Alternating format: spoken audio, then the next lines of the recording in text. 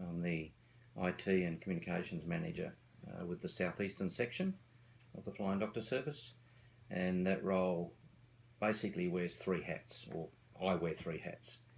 One is looking after the operations room here in Broken Hill, which is the traditional communications. The IT management of our section, which looks after all our networks with Telstra and all the devices from computers to laptops to phones, you name it.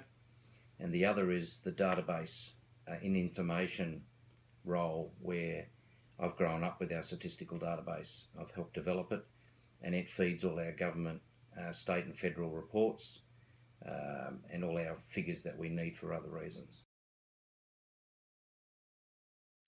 I'm coming up to 38 and a half years. I believe in the concept of the Flying Doctor Service and its mantle of safety. In my early days, I started as a radio operator technician, so I used to speak to the people on the land via two-way radio, and I got to know them pretty well, and they always relied on us for when they needed assistance. So whether it be either a breakdown or weather, or they needed medical help, they would come through us, and I've liked that concept. But in my roles, and I've had a number of roles where they've just transitioned from one to the other as technology has moved in, then my role has expanded.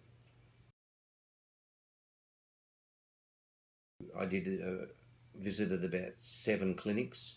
It was about 3,000 kilometres all up, and installed new computers, new printers, so that when they walked in, they were all identical.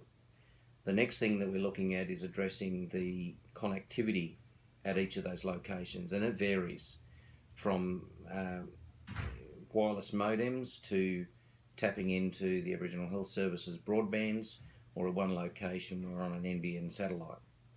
So we're getting the hardware sort of right now, but now we need to get that connectivity even better, so that it's a constant experience now, but where they go.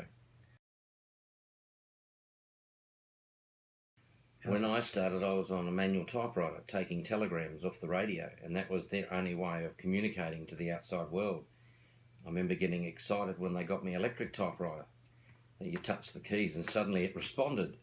And then when these computer things came along, then that was very different again. Probably the biggest change to me, and those that live on the properties and have been there for a long time will actually say the same thing, is the technology has been good. It gives them access to a whole lot of information, but in some ways it actually makes them a little bit more isolated, because when I first started, the HF radio system, the traditional Flying Doctor radio, was open channel.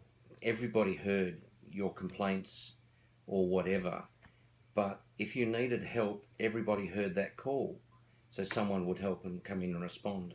Whereas now that's all changed, and they've gone to telephone, satellite phones. Probably one of the things is well, there's a couple, but one is the roster that's put together each month. We actually collate it and get it into a format, and then send that out to the clinic site so they know who's coming and whatnot. So that keeps them fairly busy. The other is, which they generally are aware of, is we're the medical chest coordinators here. So the replenishments and the applications of new chests come through the comm section. Probably they wouldn't know that I was a swimming coach for a while, even though I wouldn't look like it. I was in as a parent, as we all do, in a local swimming club. Ended up helping the head coach, and thoroughly loved that. Did that for a number of years. I'm a Rotarian. Some do know that. We're a community-based people. We raise funds to help our community, and I've been in that for a long time. Prior to that, I was in a youth group called Rotaract, So I've grown up with that environment. I'm probably, what people don't know is that over my last probably 30 odd years, I've done sound mixing for bands and do light shows.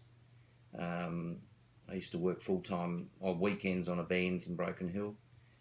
I come out of retirement now and again, do light shows for a couple of events.